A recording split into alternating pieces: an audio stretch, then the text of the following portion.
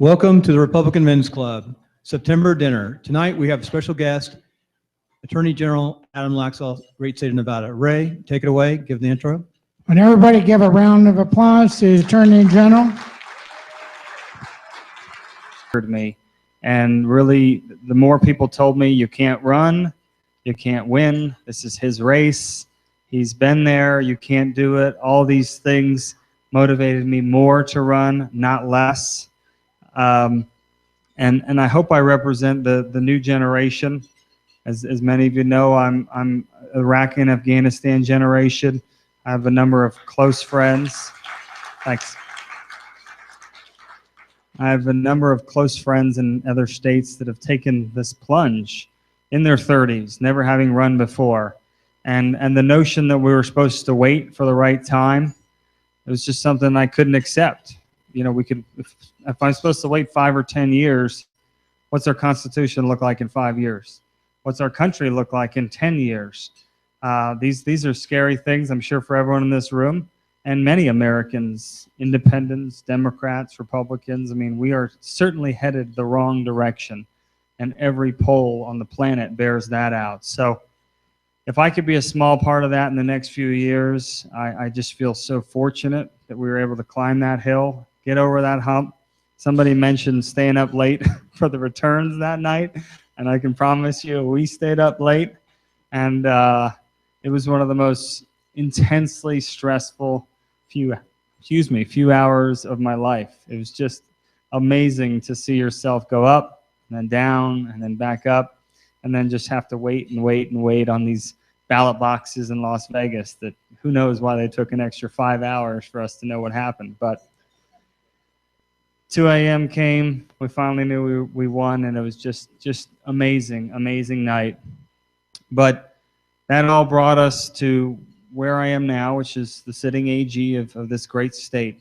And the Attorney General's office, first of all, I love my job. It's a great job.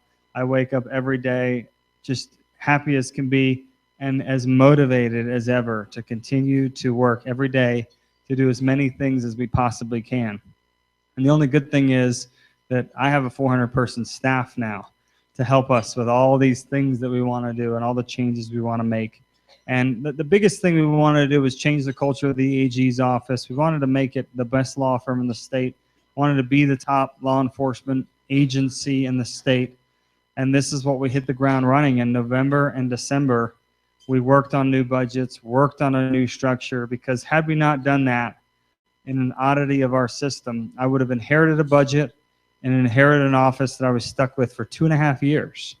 And for my transition team, that was unacceptable. So unpaid, November, December, all the way through Christmas, we were just on a full sprint to be ready for that swearing in. And all those things have set us up to be able to do what I'm going to talk about now, the 4 primary things the AG does that I'm going to continue to work hard on and make sure that the AG's office is doing all the things it needs to do. So the first thing the AG has to always keep an eye on is being the top law enforcement officer of the state. As the top law enforcement officer of the state, I am uniquely situated to identify statewide issues, bring all our law enforcement together on the tough stuff. And our biggest victory happened last week, and we did a press conference in Las Vegas on our ability to try to go after our 7,500 rape kit backlog.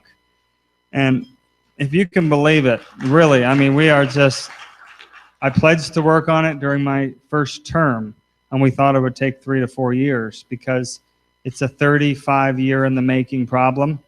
And we have these kits from women and, of course, some men that have been assaulted. And these kits have been sitting on shelves for 35 years. And people ask me how that happened. I don't know. We've been here since January. It's a priority for us to fix it. And thanks to a number of things we've been doing behind the scenes and a sexual assault kit statewide task force we've been running, we now secured the funding to test all 7,500 kits in the next few years. So it's good stuff. The next big thing we're doing in law enforcement is we held our first law enforcement summit that the AG's ever held. And we held it 30 days into office. I only waited 30 days because I figured we needed 30 days for people to, get their calendars straight. But those letters were signed and sent the day I swore in. And we set that date for 30 days out. And that was immensely successful to bring every DA and every sheriff and all the law enforcement agencies to one place. I keep joking, I sent out 54 letters and we had over 120 show. So go figure. Word got out. And we're hosting our second law enforcement summit in about a month. And Patty is going to be our lead for our law enforcement. She's going to be my lead person to be able to actually respond regularly to our law enforcement, coordinate things like the law enforcement summit, our rape kit initiatives. These are the things she's going to be a help with as a former DA, many of you may know, and statewide elected official. Yeah, round of applause. So these are the things we're working on and many others in law enforcement, but that's something we have our eye on the ball, and we're going to keep driving in that area. The next big area that's really important, and probably 70% of our job, is to be the top lawyer for every state agency, all the boards and commissions, and this is a huge job. Everything that goes wrong in this state, we are squarely involved. I'll use one example from a few months ago when you saw the Common Core testing that collapsed and went south by these vendors. That's our office in there suing, or at least threatening to sue, and coming up with a settlement, trying to figure out how to make sure we get as much of our taxpayer dollars back. These are the kinds of things we're doing every day. And the breadth of what we face is unreal. It's the Boxing Athletic Commission to Common Core to you name it. Now we've got the ACLU lawsuit. It's very broad, but these are the things that excite me. Thankfully, I have a great team. We can get up to speed on all these issues very quickly, make good, solid decisions, and just charge. And that's what we want to do out of this office, make sure we're responsive, we're fast. These are the things we want to improve about the AG's office. The other big thing the AG's office does is Bureau of Consumer Protection. The national mortgage settlement, all those tobacco settlements from once upon a time were AG's out of this world. These are the kinds of things that unit is doing. And I inherited a pretty good unit that already did a very good job to protect our consumers. That's something we keep our eye on the ball on that. And the final one, which would probably be most near and dear to this room, is the Solicitor General. So how many people in this room know what a Solicitor General is? Raise your hand.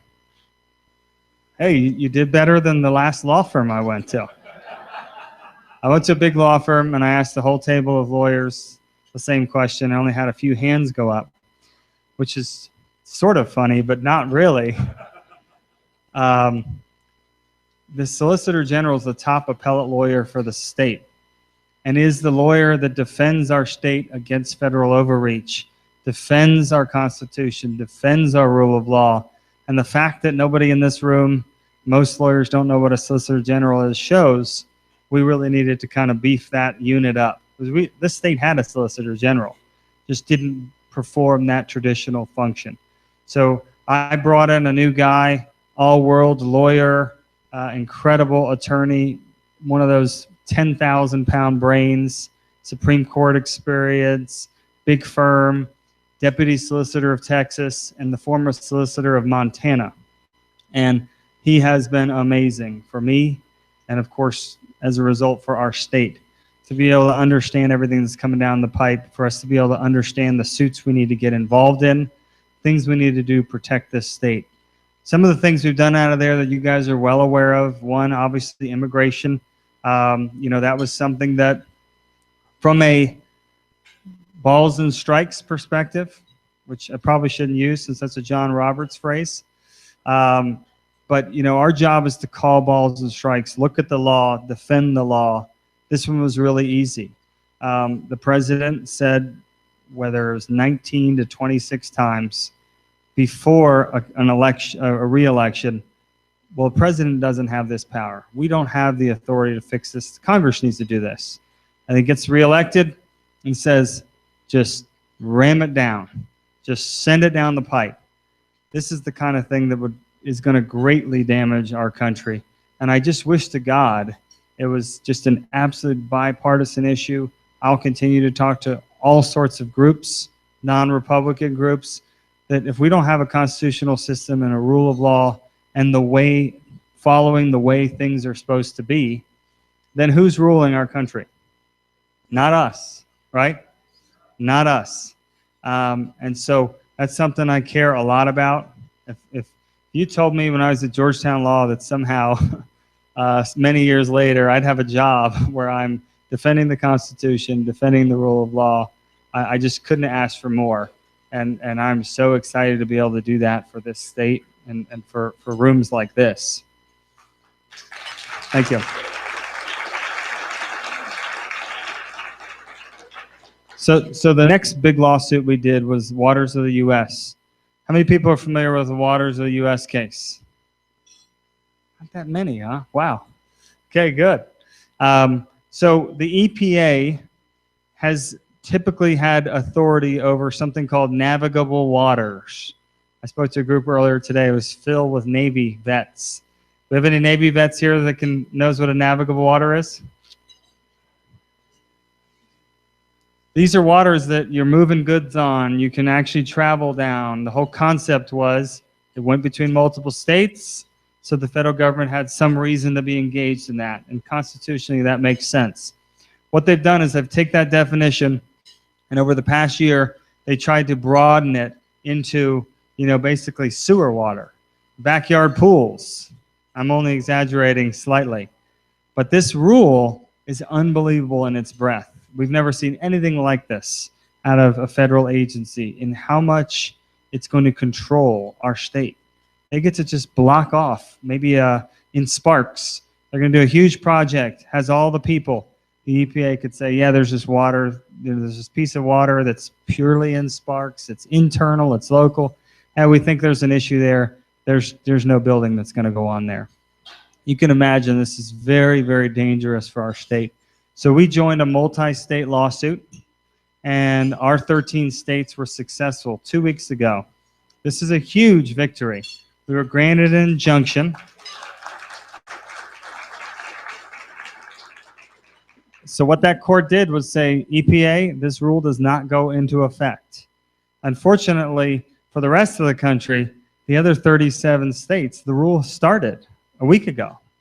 It's just amazing the federal government wouldn't sort of wait, but they're so bullheaded, they said, fine, we'll go ahead with the other 37, and these 13 states will have the old rule. Great news for Nevada, though. Bad for the country. We're protected, at least, for now.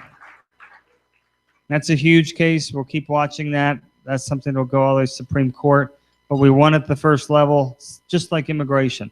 So we find these district judges that'll do an injunction, and all we can do is just hold our breath and try to hold the line for the next couple of years on this president.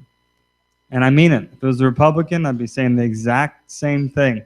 This president is just absolutely out of control, will not take no for an answer, and if he wants to get something done politically, he will destroy anything in his path to make sure he accomplishes that goal. And that's something that we will continue to fight against. And by the way, our Waters suit, thank you. Our Waters suit had a bunch of Democrat AGs and governors on it. So some of these things are so bad, we're finding bipartisan support. These things are just not good for the states. So that's a overview of what we're doing in the solicitor's office. We did an Elko Jarbidge suit. We've done a lot out of that solicitor's office. We filed a religious liberty suit for a pastor down in southern Nevada who opened up this, he went out and about an hour and a half outside of Vegas, bought this beautiful parcel of land that had a river running through it. He wanted to create this kind of reform environment for youths. And he's a pastor, so they were using the river for baptisms, and they were putting these kids up in all these campgrounds, and it was a nice reform environment. Well, the BLM got very upset about whatever was going on there, and they took that river and they diverted it around his property. It's absolutely amazing, isn't it? That river had been flowing through that parcel of land since 1878. That's what we're dealing with right now. So we joined in an amicus to the Supreme Court, the state of Nevada, defending this guy and his religious liberty right. to not have that sort of thing going on. Unfortunately, I mean, there's so much to do. I could use a staff of 20 on this stuff every single day. So I ask you to bear with me, because now people are flooding us with more things we should be doing. Texas has 23 deputy solicitors. I've got one, okay? One. So we'll keep working on it and we'll keep building away. But we have new stuff coming, and then we also discover all this stuff, this older stuff that our state should have been doing that hasn't been in the past number of years. The last thing doesn't fit in any of those major categories, but it was a special project of mine that I'm incredibly proud of for our office to get stood up in 5 months. We've set up the first military legal assistance program in an AG's office in the country.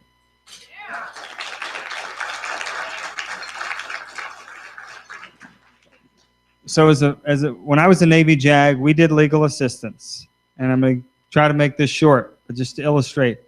19-year-old sailor comes in, they've got a problem. We try to get them help in the local community. We try to call the owner of the business. And 50% of the time, you wave the flag, say, look, we need this for military readiness. Can we come to a deal? And a lot of times the businesses will sort it out, and we can help that sailor, and they can move on and be good at their jobs. But what do you think happens to the others? What can we do? They just say, come sue us. JAGs are not allowed to sue. They have no authority to sue. They can't sue in a local jurisdiction. So our JAGs at Fallon, our JAGs at Nellis, they're not Nevada lawyers. They can't do anything when we really need to help these service members. So what we've done is we've put in our office, the Office of Military Legal Assistance. We have every base, National Guard, and every unit in the state that are participating already in this group. And if they have a case where it comes to that juncture, they can't help anymore, they call the AG's office, and we find them a pro bono lawyer. The great thing about this program is we have 150 lawyers that are signed up for free, 10 hours a year. That's their commitment to this program, to our active duty, to our Guard, and to our vets. And they can come get this service, and we're going to provide it pro bono. No cost to the state, no new entitlement, and it's just absolutely the coolest program for our service members. So that's kind of an oddball thing that we're doing that's out of the traditional lane, but it was really important for us to do. And I'm now on the Veterans Committee for the National AGs, and a lot of other states want to look at how to implement this. Because you can imagine other bases are now saying, well, how come our AG doesn't do this? So it's a no-brainer for our vets, and I think it's going to be a great addition for the legal community going forward.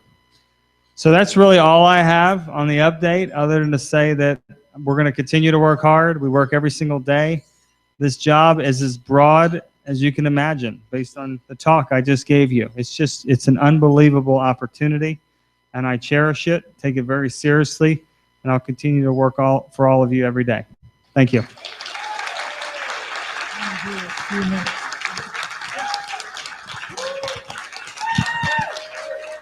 We're going to have Adam answer some Q&A questions for 15 minutes. He has to leave at 7:30. Bill, if you get the mic ready, if you have questions, go up to the mic and he'll answer your questions. But remember, he's got to leave at 7:30. Thank you. I'll take the podium now.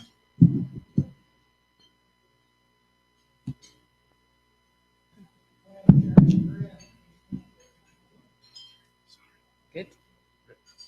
Okay. Very proud that you're our AG, and it was my honor to do research for your campaign. Only one dispute this year in the legislature. You have an awesome legislative team. As we all know, you passed the hearsay bill 193, and I was misquoted in the media as saying district attorneys should do their job.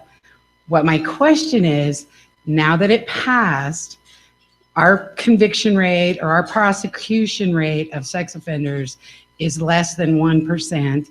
I was curious if you were going to introduce new legislation to assure that some of these district attorneys actually prosecute these cases, but not only that, involving the victims in the plea bargains and maybe not allowing them to plea bargain without the consent of a victim. Okay, so the bill she's talking about was a really important bill for the state.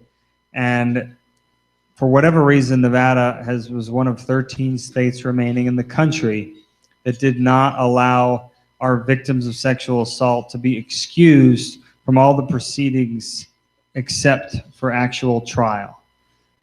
So our Constitution says you have a right to confrontation at trial, and it really doesn't matter if you're a kid or how sympathetic the situation is. The defense, they get to look at that accuser in the eye. That's a part of our system and will never go. But everything short of that is optional. And we had kind of an older rule that made these victims have to testify at all of the pre-trial situations. And as you can imagine, you've already been victimized. You need to prep for the hearing. You get cross-examined at a hearing. You're doing this 4 or 5 times before you get to trial. It was a big deterrent for victims to want to participate, and a really, hard thing. So we had a great victory, we think, for our victims, getting rid of that hearsay rule. And we think it's going to help a lot. When I was in the Navy, we didn't have that rule. Federal prosecutors didn't use that rule. So it's good that Nevada got on that page, and it's going to help. We hope in the long run it's going to do more to get more convictions and allow victims to be at the table. But that's really all I have for you, Sherry. I mean, DAs have their local jurisdiction. They need to prosecute these cases. Next question. My question concerns the education savings account that's being assaulted by the ACLU. Where do you stand on that, and are you helping to defend the education savings account? I'm not familiar with it.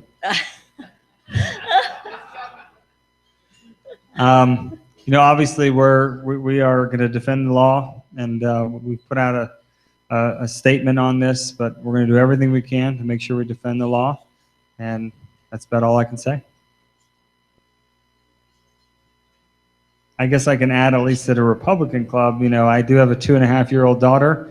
It's something as a citizen, we're certainly excited about and can't wait to get our little Sophia signed up. And that's a good thing of where the law is right now. If you don't have a kid that's even in school age, then you get to avoid that 100-day rule that of course is a little bit problematic. So sign up your kids if they're under 5. Do it right away. General, I'll make it quick. I'll throw you first a softball and then another one that just to get an opinion. You get 2 questions, huh? Yeah, I'm gonna throw 2 at you. First off, as much as you're doing as the Attorney General of Nevada, how did you have time to put together that Basque fry and the thought process behind that? The other question I got. Let me do one at a time, okay, right? Okay. It's like the media here. Oh. The bass fry was something that was frankly a little bit intimidating last spring because we were just absolutely as busy as can be, but it was an idea that was important. I thought it'd be great for everyday voters. We really wanted to get an opportunity that wasn't like a $5,000 contribution type event to go meet a presidential candidate. And so it was worth pushing. Of course, I'm only as good as a team that can help me put that thing together. So I had a great group that worked meticulously on these details to put an event from scratch that had never really been done. And those of you that went, it was just an amazing day with the crispest blue Nevada skies. It was perfect. It was a very cool event, and hopefully we'll do it again next year. I agree. It was a great day. I had a lot of fun. The next question is something that recently came out in the media. Journalist James O'Keefe does a lot of undercover journalism, unveiled basically the Hillary campaign, basically asked forgiveness later to illegally register voters. I wonder if you had a chance to see that video, your thoughts on it, and if there's any impacts going further. Yeah, it's a good question, but one I can't answer. I am uniquely situated as an attorney general. We're the top lawyer, and I can't politic on some of these issues. Where that is right now, you may have seen in the media, complaint was filed at the Secretary of State's office, and they're investigating it. And that's really all I can say about it. Go ahead. I have two questions too, and don't accuse me of being the media or I'll be offended. But first question is, could you talk about... Depends on which media person, right? Right. Could you talk about voter identification laws here in Nevada and where they stand, your position? And the second one having to do with the situation of gym and bathrooms and kids being able to use the other sex's bathrooms and gyms and that sort of thing, and what's being done to, in my view, correct that problem. Both cases, both situations are squarely in the hands of the legislature, and that's about it. My job as the AG is to enforce the law, and we've got to enforce the laws that are on the books. Some of them need to be strengthened in the case of voter ID, and in the case of those other ones, you guys need to battle them out on the political side, and obviously those battles are going to keep coming, and hopefully we find a good resolution. Go ahead. Yes, sir. In what you just said, your job is to enforce the law. One of the things that concerns me politically is that all of our presidential candidates, when they talk about dealing with illegal immigration, they only talk about building walls. It seems to me that the best response is to enforce existing federal law and state law in terms of providing services and benefits and jobs for illegals. What is the role of the Attorney General's office in that regard, and are you dealing with it? Well, I think we should never comment on other candidates, but as far as I know, most of the candidates do follow up with next to the wall. The most important thing is to enforce the laws on the books, and that's something I agree with absolutely.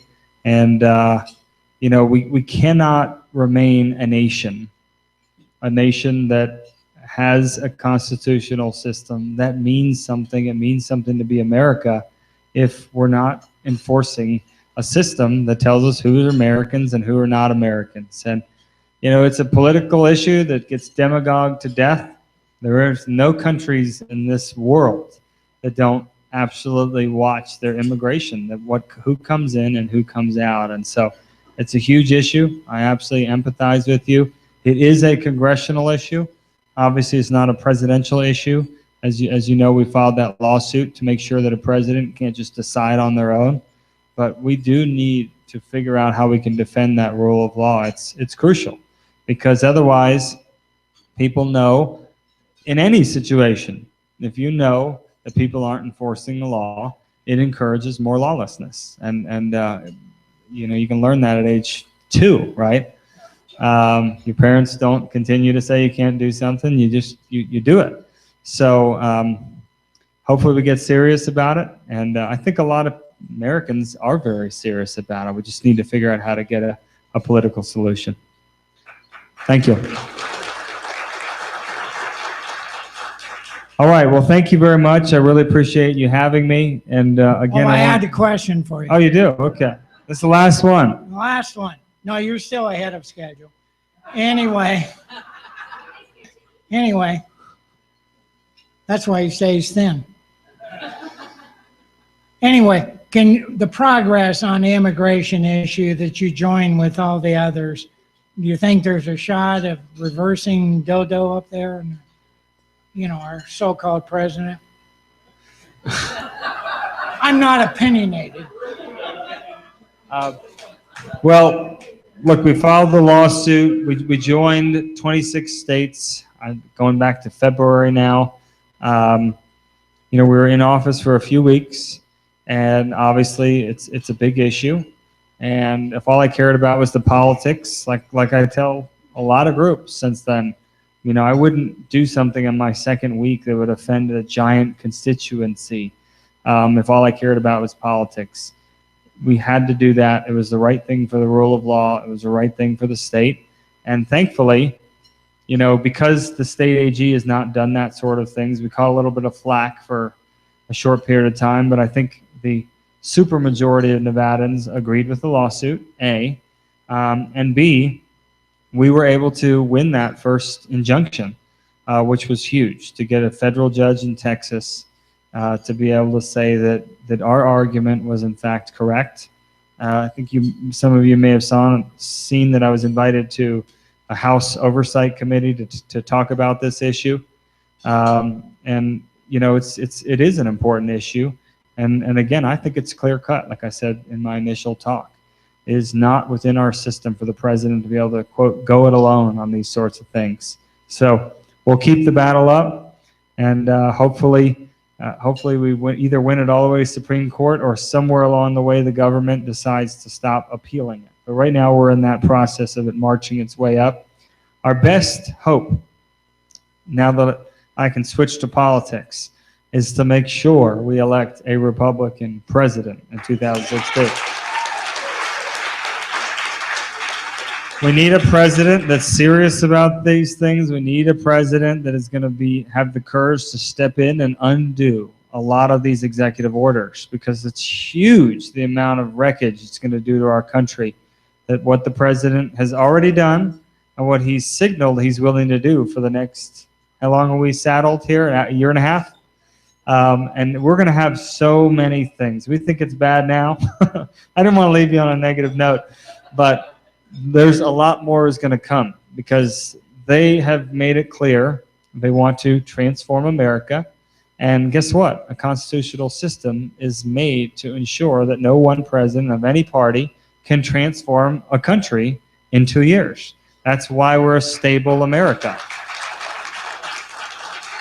So the good news is, to leave you on a lighter or happier note, that you have 27 Republican AGs and sometimes as many as 7 or 8 Democrat AGs that will join in coalitions on these rule of law lawsuits and try to get injunctions to pause these actions.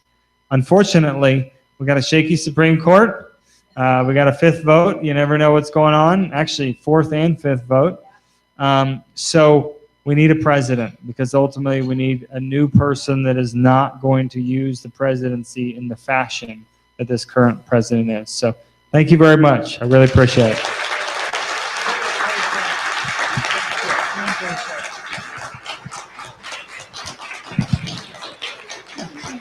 Before he leaves, because Patty Cafarato's taken him. Patty was our first lady state treasurer, and of course she's on staff now with Adam, keeping him straight. We really appreciate Adam attending.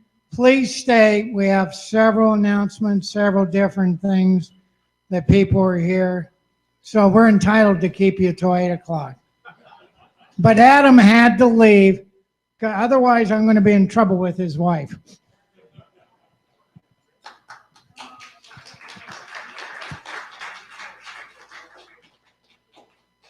All right. A few announcements. The first announcement is our next meeting is a luncheon on October the 20th. It's a luncheon, and Colonel Hobbs will be speaking about Islam and how it's affecting our country.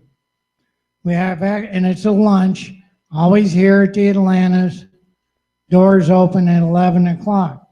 The other thing is, you need to put down on your calendars Friday, December 18th will be the combined Republican clubs Christmas party, an event, which I think last year we have Rob Archie and the Midnight Express, a great group that are playing again. Everybody had a good time. It's $50, and we'll be promoting that.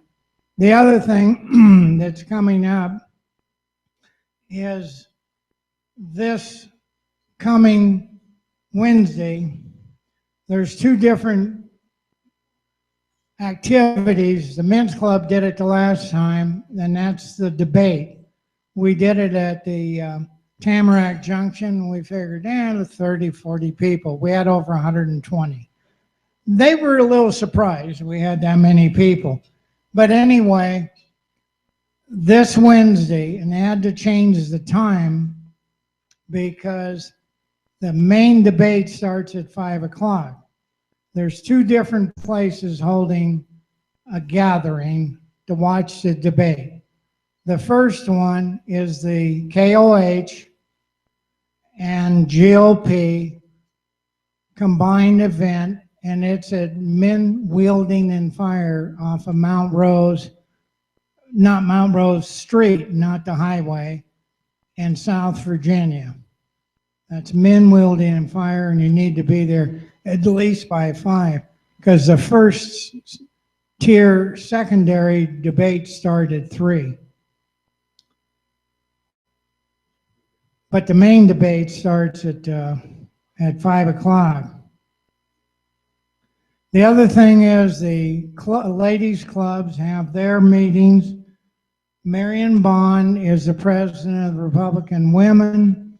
It's a luncheon, and they have their meeting on the second Thursday. Sparks ladies meet on Wednesday, the second Wednesday, and they always meet for dinner at the Nugget. And of course, this Wednesday is the Washoe Women's Meeting here at the Atlantis, and they meet always after us. And by the way, I forgot to mention, the reason we had the meeting on a Monday instead of a Tuesday is because Adam got invited to be a guest for the presidential debates. That's the reason we had to move it. So he'll be at the presidential debates. I think, as you see, he's kind of a rising star with the GOP, and I see him kind of following his grandfather's footpath. Without further ado, we'll have some people do other announcements, but I'll introduce some people because Tessie Laxalt was here. There's several different people that want to talk to you, and they have literature on the table. The other debate gathering is here at the Atlantis, the Silver Sage PAC that Tom Tabor runs is meeting here, same time frame, 5 o'clock, but here at the Atlantis. He has literature on the table if you'd like to go to that event. Without further ado, I'll introduce somebody, and if I forget somebody, you're all important. So I'm trying to remember everybody. First here is May Herbert, and she's a Goodwill Ambassadors, been around a long time. Stand up, May.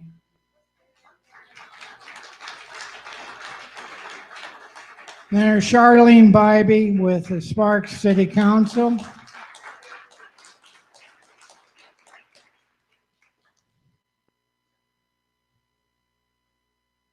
And of course, Carolyn Smith, she helps out some, she's kind of around stand up. Diane Baranowski was past president of Sparks.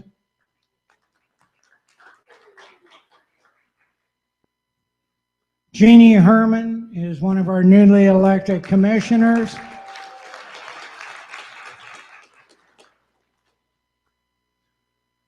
And I'm going to come back to a couple of the candidates. Kimmy King Patro has decided to go for broke and run in Assembly 25. She'll be glad to talk to you.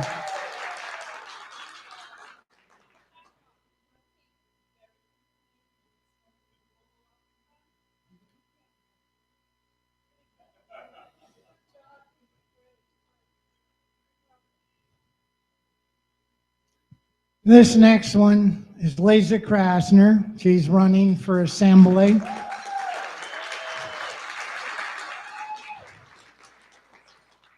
Over here is Gerald O'Driscoll. He's with the Cato Institute. And her wife, the real brains behind it.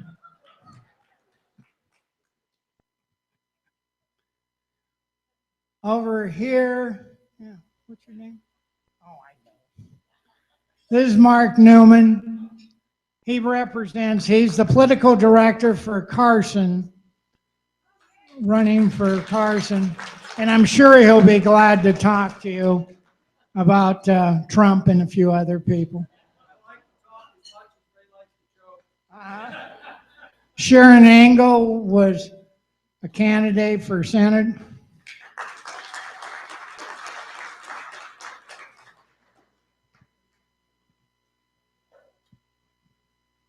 Paul Jackson is going for a new thing called the First Friday, which we've been doing for several years. This next guy, well, I think you know, Joey Testolino, stand up. He's Northern Nevada guy for Rubio.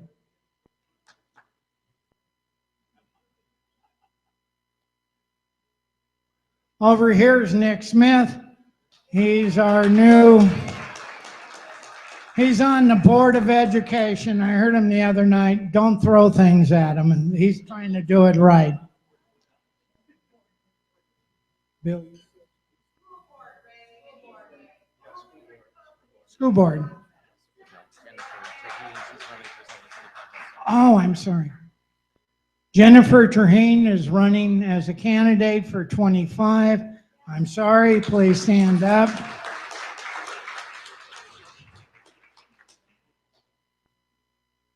I think I got Carol Feinberg is president of CTL. Well, or coordinator in budget. I think that, Gary. Gary is our first vice president. Stand up, Gary Martin. I think that's most of it. Everybody is important. What did I miss? Oh, I didn't see Tessa. This is Tessa Laxalt. Stand up. She is promoting Senator Cruz for president. And there is a special event. She wanted to say a few words, and then I'll have each person say a few words that are having campaigns. Only thing I promise, Senator Ted Cruz's wife, Heidi Cruz, will be in town tomorrow at the Washoe County Republican headquarters, and there are flyers over here. And I will also be here after tonight's dinner if anyone wants to speak to me about it. Thank you, and hope to see y'all there.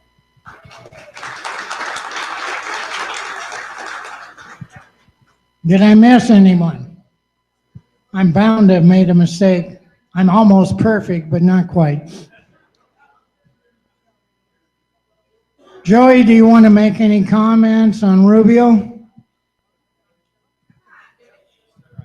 I'll just take a few seconds here. I don't have a special event where he was here because he was just here a couple weeks ago. We went to Carson City, Urington, and Fallon, the first presidential candidate to ever go to Urington. It was a very historical event. We had a very good turnout. Other than that, if you'd like to stop by our office, it's at the U.S. Bank building downtown by that Starbucks. And we have plenty of young kids coming in every day from the university to make calls to really make a change to the Republican Party. So my name is Joe Tuzolino. Remember Marco Rubio when you think about Tuzolino, okay? Thanks a lot.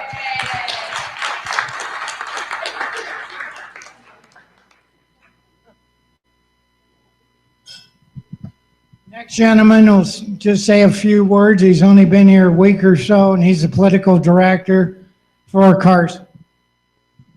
Good evening, Mark Newman. I'm brand new up here in Reno after being in Las Vegas for 11 years. It's been awesome getting used to a little bit colder weather up here. Anyway, tomorrow evening we have a grassroots volunteer meeting at the Grand Sierra Resort from 6 to 8. If you are interested, please come see me after the meeting. Thank you.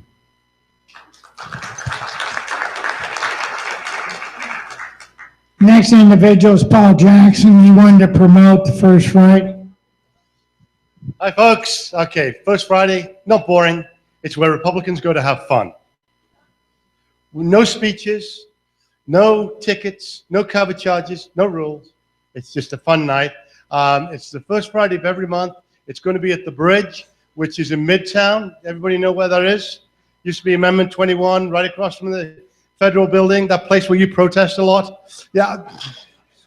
So come join us. Starts about 5:30. As I said, no rules, no cover, just good fun. Thanks.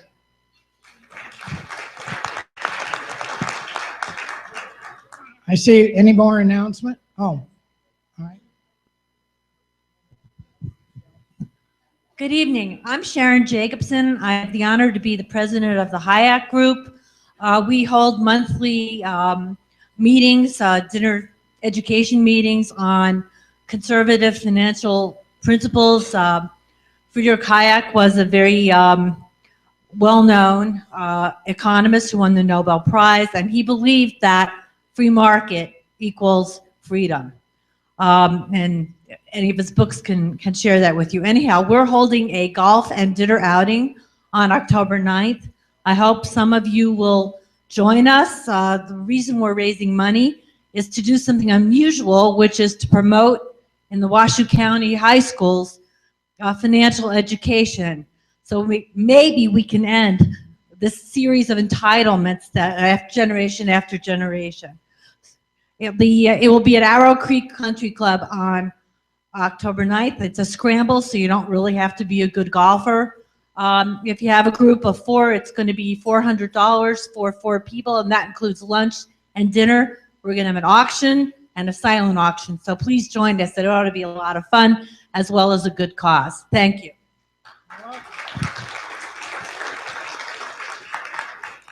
Charlotte.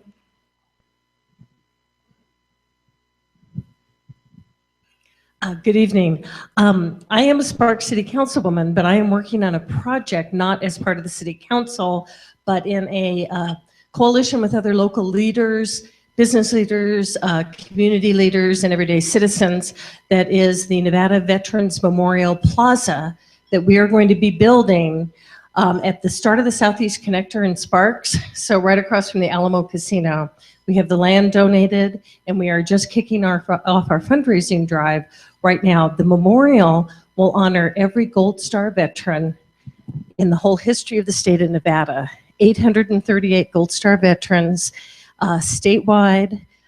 Very special project. You can go to NevadaVeteransMemorial.org and you can see the project. We've added some veterans' names and their stories already. We have a lot of ways to raise money. We need $1.6 million. We have a dinner, which is what I wanted to announce tonight, coming up a week from Friday at the Pepper Mill. Tickets are $100, or you can do a table of 8. If you do a table, you will have a veteran sitting at your table that were complimentary seat at the event. We also have bricks that you can buy, starting $100, $250, or $500 for a brick. And those bricks don't have to be a veteran. You could put a business name. I'm going to do one for my dad, who was a veteran. I might do one, Spark City Councilwoman. You could do it for business. But the bricks are a good way to help us raise money. We want an awareness in the community, and we're going to be traveling statewide to get buy-in from all around the state on this project. It's a really cool project. Go to our website. You can go to the dinner tickets available. Great event. And we have 2 General Abizad is our keynote speaker. And then we have General Herbert, who we are especially honoring, our special guest that night. So check it out online, buy bricks, spread the word, and it's just a start. It's a kickoff. So hopefully we'll see. We're going to do it every year. We're going to do a dinner, and it's Gold Star weekend. So that's why we chose the 25th of September. That last weekend in September every year, we'll be doing a dinner. So this will kick it off. Love to see you there, or at least go online and get more information. The what? Website is Nevada Veterans with an S Memorial.org. And once again, it's September 25th at the Pepper Mill, 6 o'clock dinner.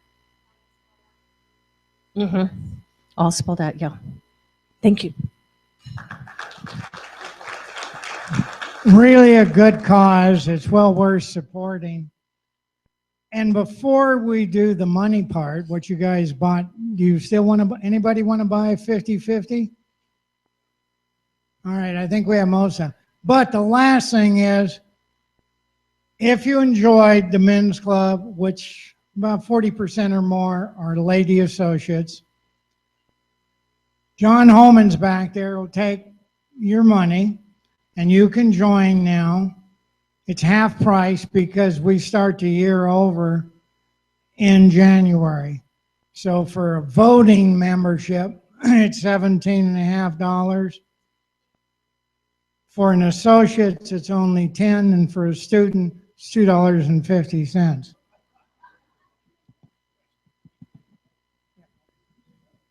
Pat wanted to say something, and you can see John Holman.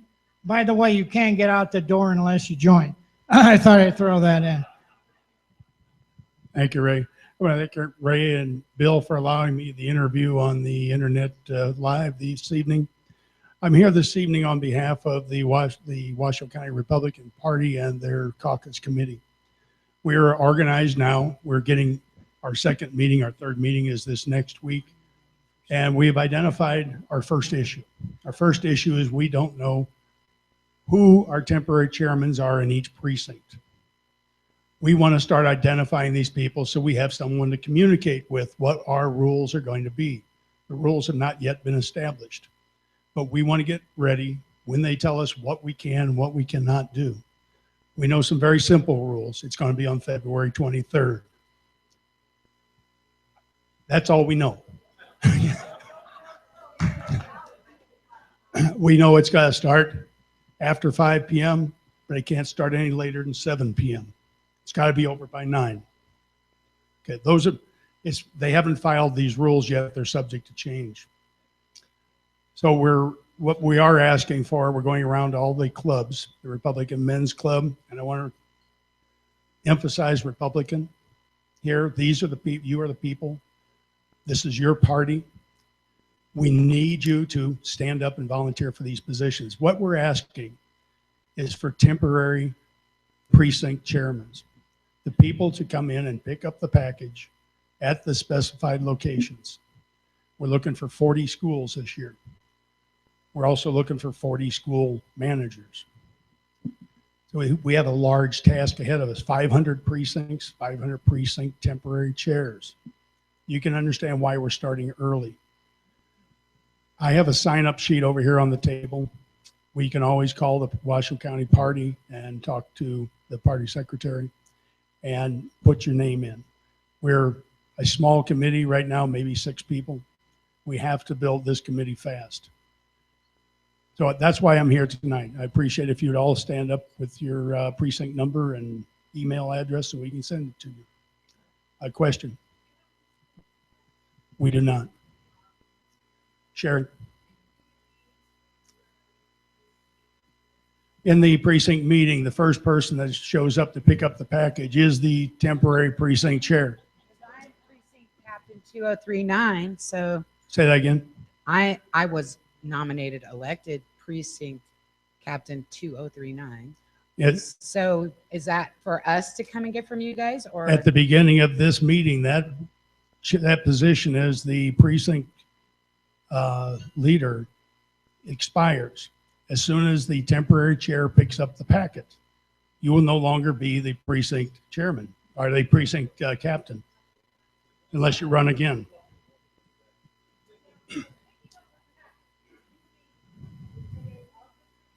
Yes.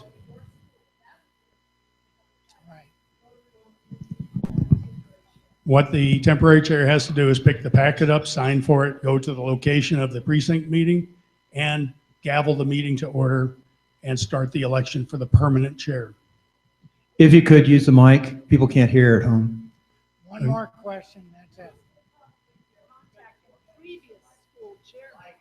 it. Phyllis will probably be contacting the previous school chair people. We will be doing that also, All right, yes. so that makes sense. But we're just getting the word out now that we are looking for the members of the party to start filtering in and supporting the caucus caucus operation. Thank you, Ray. You're welcome.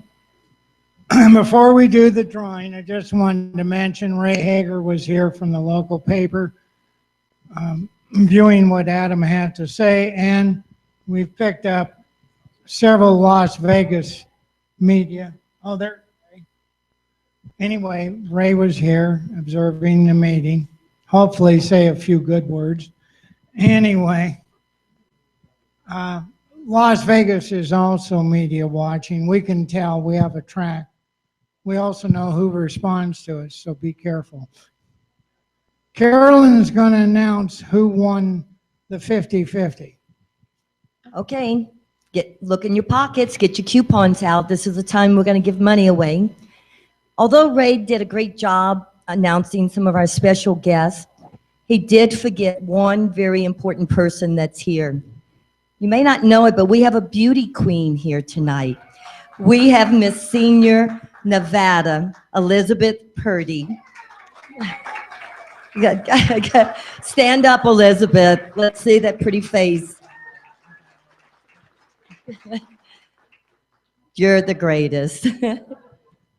If you would please hold on. I forgot one Mr. more. Bossy. Bill Tarbell is running for Nevada Senate. Oh, great. Is there anyone else that we forgot? You're nobody. Okay, By the way, I'm Ray Rocha. Anyway. Okay, shh.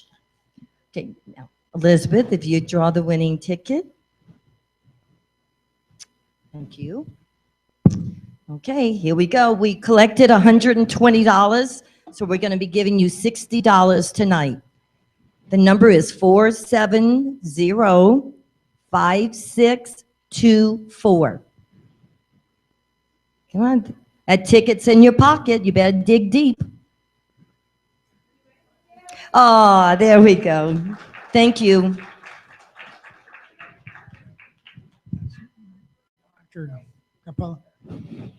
I want to thank everybody for coming. Like I said, John Holman's ready if you'd like to join the club, and we'll see you on October 20th at luncheon, our next meeting. Again, thank you all for coming.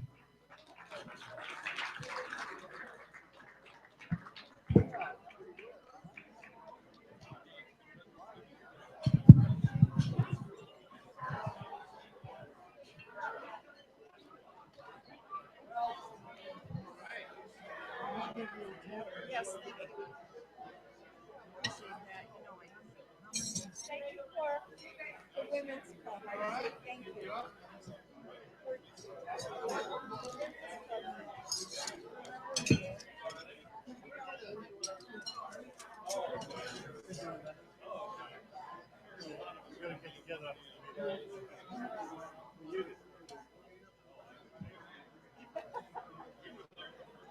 you. I'm going to email you the invite to that. If you could start emailing it out, I really appreciate it.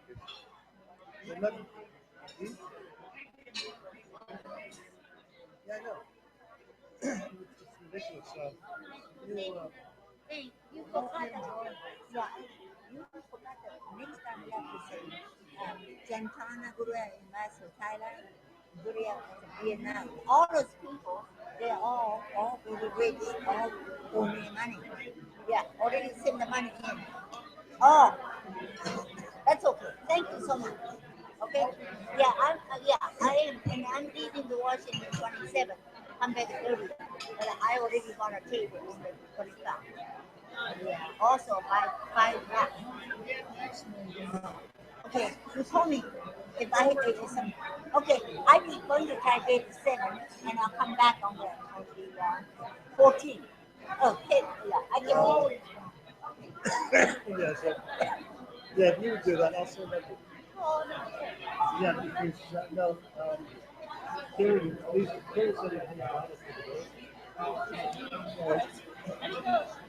it. Yeah, Karen.